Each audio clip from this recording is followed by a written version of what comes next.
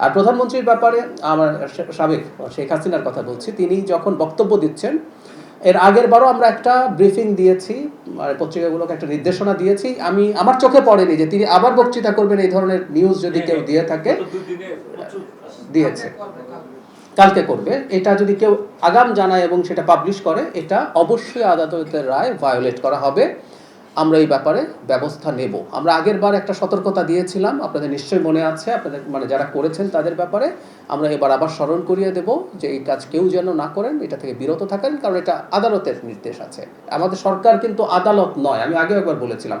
কেউ যদি সংক্ষুব্ধ হন শেখ হাসিনার বক্তব্য প্রচারে বাধা দেয়া ভুল হচ্ছে, তার বক্তব্য প্রচারিত হতে দেওয়া উচিত কেউ যদি মনে করেন, তিনি কিন্তু আদালতে যেতে পারেন, ওই রায়টাকে চ্যালেঞ্জ করতে পারেন।